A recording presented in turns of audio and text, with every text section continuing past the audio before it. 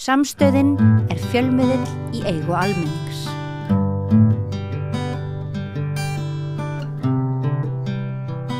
Við ætlum að ræða málefni barna meðal annars. Til mín komin talsmaður barna, einn þeirra sem á Alþingi, titlaðir talsmenn barna, voru valdir sem slíkir. Það Eydís Ásbjörnsdóttir, þingkona Samfylkingarinnar og 4. varaforseti Alþingis. Kæra þakki fyrir að koma. Já, takk fyrir að bjóða mér. Ég sá að þú varst titluð þetta, talsmaður barna, og svo fekk ég nú ábendingu frá dyggum áhorfenda og mér var sagt að það væri bara mjög heppilegt að þú hefði verið valin sem talsmaður barna og mér langaði eiginlega bara að byrja að spyrja þig, getur þú svarað því sjálf? Af hverju svona heppilegt að þú ert talsmaður barna? Er það svona málefni sem hefur dálítið brunnið á því í gegnum tíðina? Já, ég myndi ekki reglulega væntum að heyra þetta og ég hef alltaf borið hag barna mér fyrir brjósti og ég sem sagt kennari og í grunninn og með kennsluréttindi og hef verið að kenna lengi í framhaldsskóla og einnig var ég hér í bæjarstjórn í 12 ár þar sem ég beitti mér meðal annars fyrir þessum málefnum og það bara mjög mikilvægt að rödd þeirra fái að heyrast og okkar tilgangur að við sem erum talsmenn barna á Alþingi það að passa upp og gæta þeirra réttinda og hagsmunamála. Og þú ert í sveitarstjórn og bæjarfulltrúi í Fjarðarbyggð. Þannig að þú ert svona með þennan sjónar og ert frá Eskifirði, það ekki? Jú. Þannig að þú kemur þetta með sjónarmið landsbyggðarinnar inn á Alþingi sem kannski veitir ekkert af eða hvað? Nei, það gríðarlega mikilvægt og það kannski eitt af því sem við sem erum fædd og uppalin á landsbyggðinu og búum þar, við höfum ekki alltaf kannski staði verið jafnfættis þeim sem eru á höfuðborgarsvæðinu og eðlilegt í sumum tilfellum en það gríðarlega mikilvægt að og ég vil svo sem það sem ég vil koma svolítið fram að við eigum að hætta að vera vörn og við eigum bara að sækja og á að við fáum sömu réttindi og aðrir óháð búsetu þó að í sömu tilfellum vitum við það að það kannski ekki öllum tilfellum hægt en allar mikilvægt að gæta menntamála, heilbrigðismála og þetta mikil innviða skuld í gatnagerð og öðru á landsbyggðinni sem líka mikilvægt að fara í sem meðal annars snerti börn þar sem þau eru að fara jafnvel langa veg á milli í skóla eða sækja íþróttastarf. En hvað þegar þú talar varnarstöðu fólks eða bæjarstjórnar fólks eða kannski bara allra á landsbyggðinni, hvernig svona, getur tekið dæmi það hvernig þú hættir að vera í varnarstöðu og ákveður eins og að vera frekar í sókn frá þínu störfum í sveitarstjórninni? Já, það þetta mikilvægt að horfa á samfélagið og fyrir hvað samfélagið stendur og hvaða og hvert við að sækja og þá vil ég eins og ég horfi bara á okkar kjördæmi að það þetta mjög stóri kjarnar og ég horfi á Austurland bara og þá eru stór fyrirtæki þar sem í iðnaði og það mikilvægt að efla þá skóla sem að snúast meðal annars að verknámi og bara öllu almennu námi og þar hafa bæði sveitarstjórnarfólk og aðrir verið að líka kalla eftir auknum tækifærum í háskólanámi. Og raunverulega líta þá á þau tækifæri eða sérkennin sem eru í hverri byggð, líta á það einmitt sem þá kost og eitthvað jákvætt sem þarf að byggja undir en ekki að það þurfi einhvern veginn að strömlínulaga allt landið þannig að það einhvern veginn passi betur inn í skráargatið í höfuðborginni eða svoleiðis. Já, algjörlega, en svo þarf þetta að passa upp á heilbrigðiskerfið okkar og við megum ekki vera ónægjusum heldur og mikilvægt að tryggja heilbrigðisþjónustu og mikið ákall eins og við höfum heyrt á síðustu ár, mikið heilbrigðisþjónustu og við þurfum bara að finna leiðirnar. Hvernig svona já, geðheilbrigðis þjónusta barna út á landi, hún, sko, myndur segja í dag lakari en geðheilbrigðis þjónusta á höfuðborgarsvæðinu? Já, ég mun segja það. Úrræðin, það verður erfiðar að sækja úrræðin og biðlistarnir eru þar eins og hér og ég vil líka við þetta það sem við þurfum að bæta allstaðar, óháð búsetu og stytta biðtíma barna eftir geðheilbrigðisþjónustu og þegar hefur heilbrigðisráðherra Alma Möller tekið skref í það oft og þetta snertir okkur öll. Þannig að við þurfum að horfa svolítið heilt yfir og vera ekki í samkeppninni heldur. Nei, en hvað með sko svona attitude eða hugarfarið? Að því að ef þú ert alin upp í svona frekar litlu þorpi það ekki, svona Eskifjörður er ekki, eða allavega það ekki borg, það er bær. Það er bær. Myndirðu segja að það væri kannski svona af þínu reynslu að sé erfiðar að fá fólk til að leita sér hjálpar eða tala sinn geðræna vanda í litlum samfélögum kannski?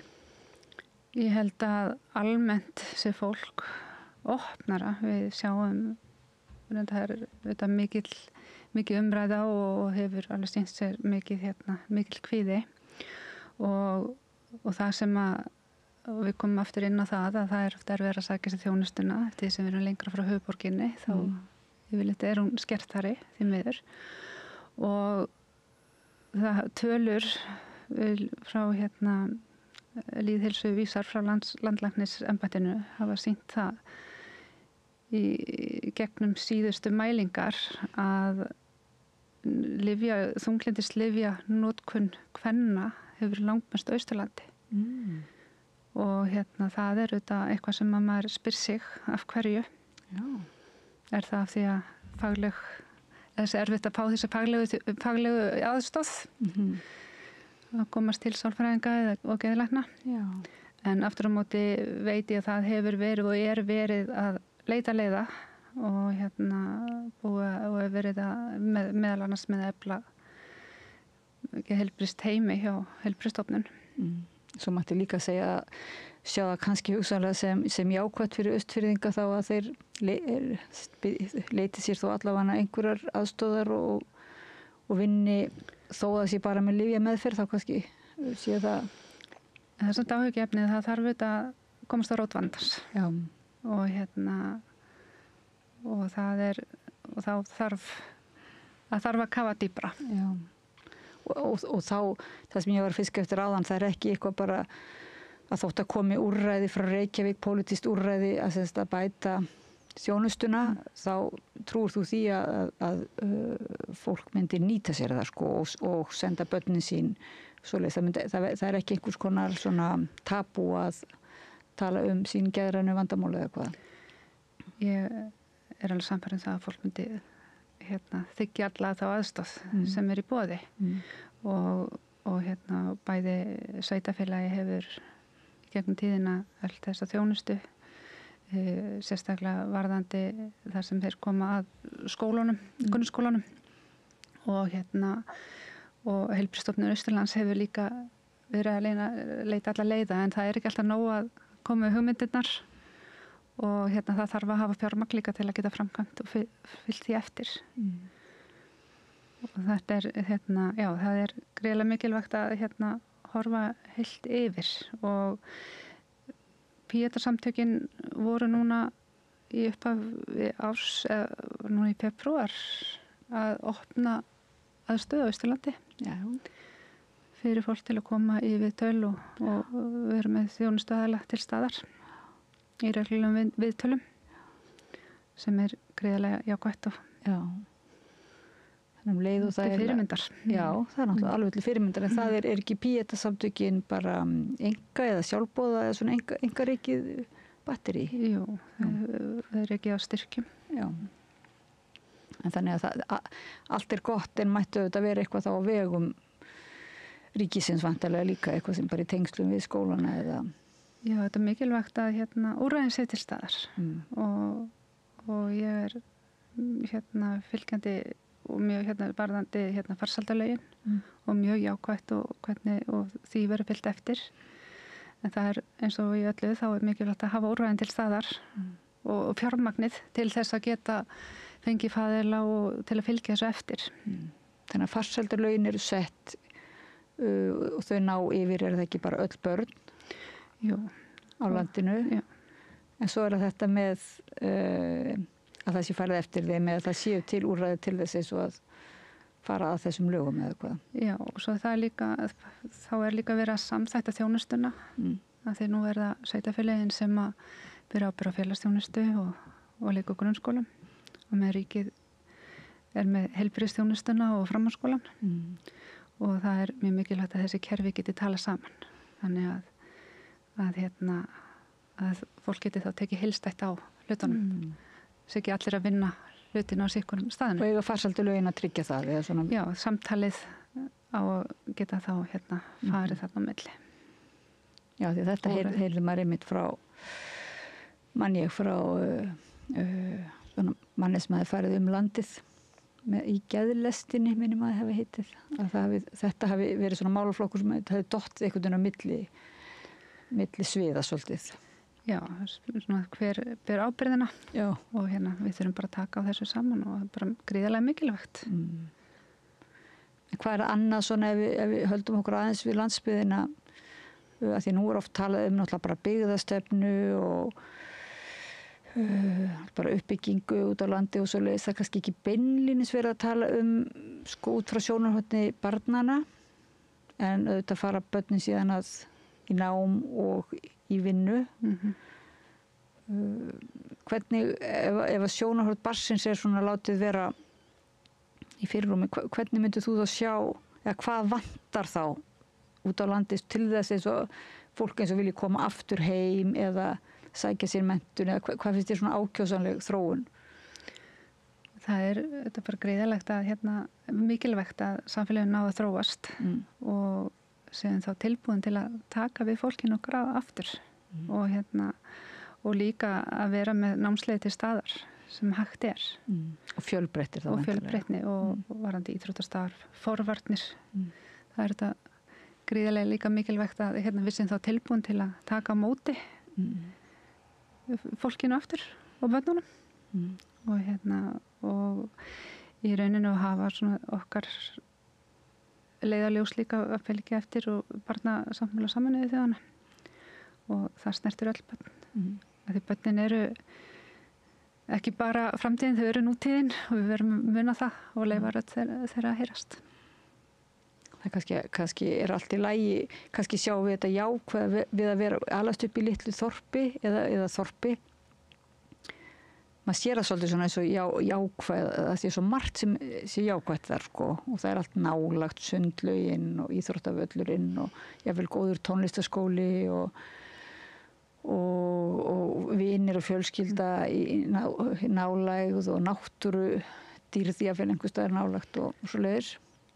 Já og ég tel það alveg forréttindi að hafa alist upp í litlu samfélagi og hafa alveg mín börn þar upp en auðvitað það þannig að það eru kostur og gallar allstar og það eru kannski stærri tækifæri leið þú ert í stærra umhverfi en þá kemur eitthvað annað á móti líður mann ekki alltaf best þar sem maður er með sitt nála sér, sitt fólk Jú, en þá kemur þetta kannski ef það er bara eitt skóli og ef það kemur upp erfitt eineltismál eða sem erfitt að vinna á, ef það er ekki úrræði þá kannski er ekkert hægt að fara í annan skóla og menn svona svolítið Nei, þá þetta þarf og kannski það þarf þetta bara þá að setjast niður og ræða hlutinu og taka á þeim og að finna lausnir en ég held að það sé vandamál sem getur allstar komið upp Já, og kemur allstar og það náttúrulega skiptir máli að sé einmitt fagfólk sem kannski kemur sem ekki hlutað eigandi inn í litlum samfélögum og svoleiðis þannig að svona fagmennska á þeim vettvangi finnst mann eins og hljóta að vera jákvæð Já, algjörlega og ýmis verkfæri til í kistunni En hvað með fjölbreytileika náms sem sagt þetta hefur nú það nú ýmislegt jákvætt, það eru Hallormsstað uppbygging skóla og það eru ýmsir menntaskólar og verkmenntaskólar og háskólasetur, náttúrulega mörg háskólasetur út land, sko. En ef þú horfir núna ert komin á Alþingi, nýlega komin, ef þú horfir svona heim eða frá Alþingi, og hvað það samt sem að finnst þér að vanta þannig að þetta virki, sko? Það búið að byggja upp ýmislegt en það svolítið stundum eins og það vanti samt eitthvað til þess að, það bara peningar sem vantar eða? Það gríðarlega mikilvægt að fá stöðuleika og svona fyrirsjáleika og meðal annars fjárhagslegan stöðuleika og og haldist þetta öryggi og við sjáum það að ef við tökum mitt kjördæmi og þá eru þetta skólar á Akureyri og Norðurlandi fleiri og en það er í rauninni verkmenntaskóla Austurlands, það er verkmenntaskóla Akureyrar og verkmenntaskóla Austurlands. Það er einu verkmenntaskólinn á þessum svæðum, svo er menntaskólinn á Egilsstöðum og það er bara gríðarlega mikilvægt að fá þennan stöðuleika því við viljum líka halda unga fólkinu okkar heima. Já. Og þannig að menn geta einhvern veginn gengið þessi vísu að þetta sé ekki bara spurningum að fá styrkin á næsta ári heldur að þetta séu valkostir sem eru verði áframhaldistæðar. Já, bara fá fyrirsjáleikan og fá þennan stöðuleika. Og þetta er bara gríðarlega mikilvægt að geta verið með börnin sín nálægt sér á menntaskólaaldri. Já. Og það er þetta ekki sjálfgefið og þess vegna þurfum við að nýta það líka og ég segi það nú líka að skóli er hjarta hvers samfélags. En á Eskifirði er grunnskóli en ekki menntaskóli eða hvað? Það er verkmenntaskóli Austurlands er í Neskaupstað og svo er menntaskólinn á Egilsstöðum og svo eru grunnskólar og leikskólar hlust öllum kjörnum. Þannig að það þarf bara að vera raunverulega að tryggja tilveru þessara stiga og líka mér finnst þú vera svolítið á því að ég vera bæði menntaskólar og verkmenntaskólar eða verk. Já, þetta er sikkur skólinn þarna en það er verið að kenna bóknámsbrautir líka og svo það sem skólar út á landi hafa gert lengi að það er samvinna á milli skóla á landsbyggðinni. Já. Og dæmið það jafnvel Austurland og Vesturland eru í samvinnu. Þannig að og það er ánægilegt með nýju því frumvarpi sem liggur fyrir nýjum framhaldsskólalegum að þá er svona verið að skerpa betur á því en svo vinna er löngu farin í gang. En svo þegar þessu skólastíð líkur þá er það, ef að menn vilja mennta sig meira, þá er það háskólastíð. Já, það er HR og Háskólinn í Reykjavík og Háskólinn á Akureyri hafa verið með útibú eða setur á Reyðarfirði. Við erum farið með nám í tölvunarfræði og það er vilji til þess að horfa lengra og og kannski fara svona meira inn á það svið og það er alveg ákall eftir því hjá fólki og við fundum alveg vel fyrir því í kosningabarátunni að fólk sem er komið með fjölskyldu og að þá er erfitt kannski að rífa sig upp og fara. Já, að fá það tækifæri að geta unnið með farið í fjarnám eða slíkt með vinnu. En vantar það ekki þá líka bara virkilega fjölbreyttari þá sem sagt flóru eða af námsleiðum sko, þannig að það sé ekki þá bara eitthvað núna tölvunarfræði, þá fara allir í tölvunarfræði og svo einhverjum annar staðar er bara það er alveg ákall eftir því og það er þessum nám er hægt að taka í fjarnámi en það er svona ákall til þess að horfa eitthvað dýpra í það.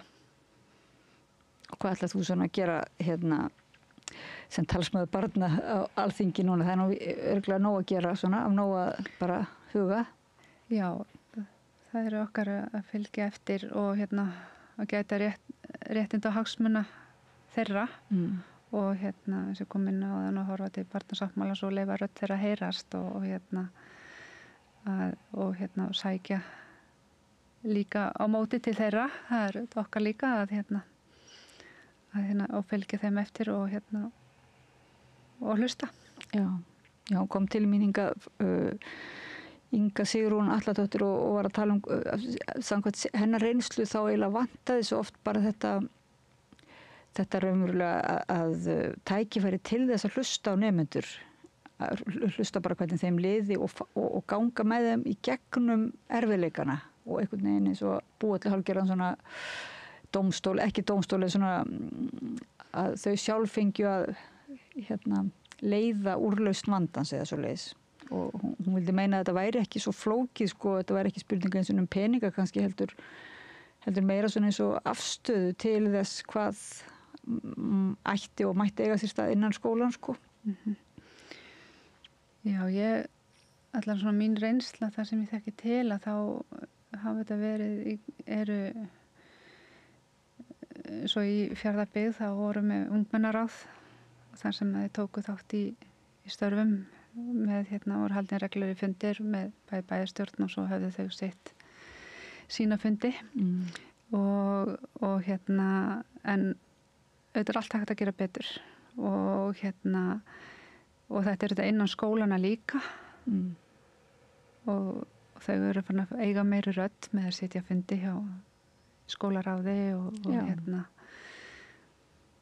og skólanemnd og allan að mín reynsla að gott að fá þau með sér og heyra þeirra raddir. Já, mér fannst ég ætla nú ekki að fara að endur segja hennar hugmyndir en eins og ég manna það einhvern veginn þá var þetta að það væri ekki svona eins og bara ákveðnum fundum eða svolítið heldur þetta væri bara daglegt að börn vendust á það að vinna sig út úr vanda með samræðu á degi hverju eða þannig og til þess þyrftir raunverulega að gefa kennaranum náttúrulega einhver tíma og ráðrúm að það skipti máli en ekki bara komast í gegnum námsefnið Nei, algjörlega og mér finnst nú almennt og allavega þeir kennara sem ég verið umgangast að þetta sé nú eiga í góðu samtali og að vera alltaf að hugsa hag barna og þau allavega ef ég horfa á mig sem barn að mér börn í dag miklu opnari og við komum svona nær. En hvað með allt ofbeldið svona sem að talað nú náttúrulega mikill svona ofbeldis umræða í tengslu við ungt fólk, kannski mest í tengslu við skóla í Reykjavík. Ég vil trúa á það góða í fólki og þetta langstærsti hlutin er allir að standa sig vel og við þurfum líka að passa það líka að rödd allra barna heyrist, ekki bara það neikvæða og þá þarf einmitt að vera með úrræðin til staðar og þarf að hafa tækin og til þess að hjálpa fólki og við erum öll misjöfn eins og við erum mörg og það þarf líka að kannski leita leiða og ég hef nú talað fyrir því áður að með þess að megi skoða kannski styttri námsbrautir eins og í framhaldsskólum að því að oft eru nemendur kannski ekki alveg tilbúnir strax 16 ára en það er þetta kannski ná einhverjum markmiðum og koma svo aftur jafnvel ef þú hefur tök á því að klára að sjá hvað er svona sveigjanleiki í kerfinu sem að kannski koma mótsvið svona þarfur hvers og eins eða fleiri hópa. Já, við þekkjum það eins og Norðurlöndunum þá er þetta til staðar þar og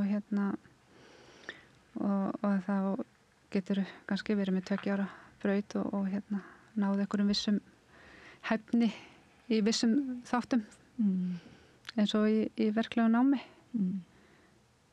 og þannig að ég held að það sé margt að skoða. Þannig að svona marga fordóma sem við verðum að við erum að vinna mörgum fordómi eins og kannski gagvart, það voru alltaf svolítið fordómar gagvart verknámi eða var talað sko, en það kannski ekki lengur. En já, það var það. Ég sjálf iðnmenntuð í grunninn og og ég man það alveg þegar ég fór í það nám og þá heyrði ég þessar raddir. En mér finnst það ekki vera svo mikið í dag. Nei. En við höfum fyrir ekkert að hlusta þær raddir. Allt nám gott og mikilvægt. Og og bara einstaklingurinn fá að njóta sín með sínum styrkleikum. Þannig að það alveg nóg, þú veist þú beittir þig fyrir því í sveitarstjórn að koma á máltíðum, var ekki ókeypis máltíðum? Ég var oddviti Fjarðalistans sem félagshyggju-flokkur í Fjarðabyggð og árið 2018 við fórum kosningar og þá vorum við með það á okkar stefnuskrá að gjaldfrjálsar fyrir börn í leik- og grunnskólum og við fengum unnum góða sigur það ár og fengum framgang og stóðum við það kosningalófarð og tókum þetta í þrepum og eins og við vitum í dag þetta komið í kjarasamninga. Það er gríðarlega mikilvægt að börn fái máltíð, góða máltíð óháð efnahag foreldra. Já. Það er ekki alltaf sama sem örki þar á milli að þótt að séu til fjármagnið að það sé sinnt, að því sé sinnt. Þá koma náttúrulega líka húsnæðismálin, það ekki næst á dagskrá svona að börn hafi þak yfir höfuðið alls staðar? Jú, það er bara greiðlega mikilvægt að þau fái öryggi og frið. Já, fyrst þú nefnir frið, þá er það nú stórt málefni sem varðar börnin, það eru sem sagt friðar og stríðsmálin sko. Myndir þú sem talsmaður barna svona beita þig fyrir að Íslendingar væri svona fulltrúar friðarins í heiminum eða þannig? Algjörlega, það er bara tvímælalaust. Og svolítið sárt að horfa upp á það sem við erum að horfa gerast núna. Svo í Gaza. Bara sárt. Já. Þannig að þú ert svona, í hjartaðir ertu talsmaður allra barna, svona heims. Já. En það var bara spurning hvað alþingisfólkið á að gera í því máli. Já, utanríkisráðherra gaf nú yfirlýsingu í gær og því til stuðnings og greiðlega stolt af því og það er hugur okkar allra í ríkisstjórninni þar. Þá sko rétt að hann í sleppir út í borgina aftur þá eða til að fara á alþingi fyrir vinnuna.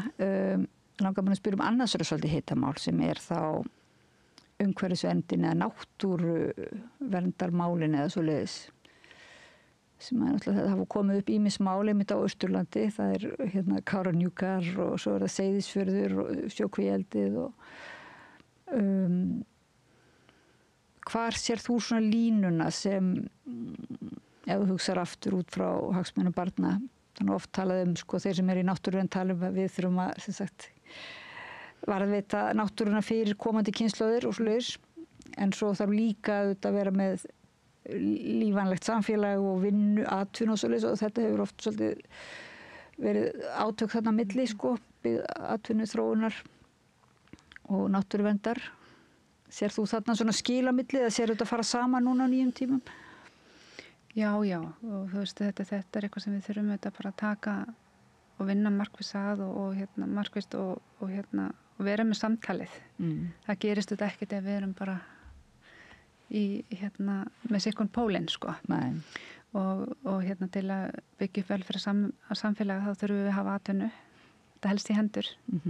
Og við þarf okkur öðru að halda.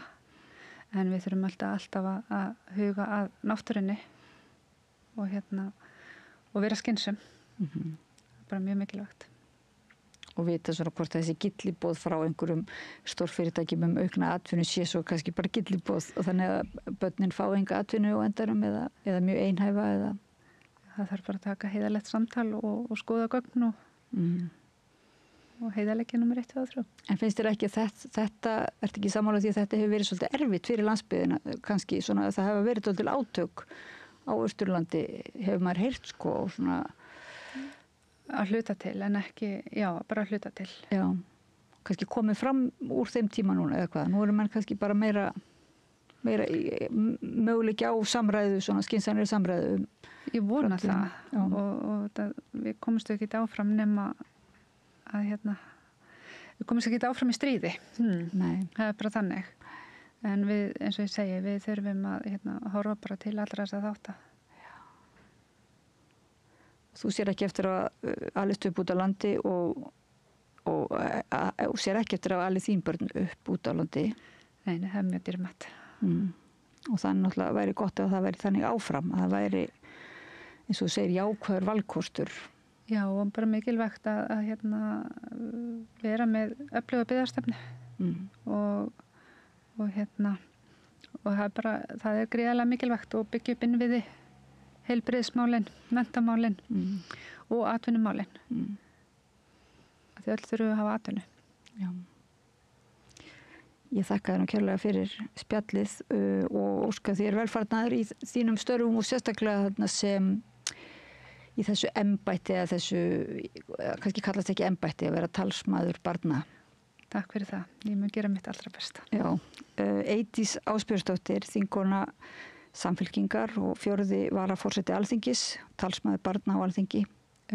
Kæra þakki fyrir að komuna. Þá kveðjum við rauðaborðið í kvöld. Dagskráin verður ekki lengri hjá okkur. Við þökkum öllum viðmælendum fyrir að koma hingað að rauðaborðinu og þökkum ykkur, hlustendur og áhörvendur fyrir að vera með okkur í samræðunni.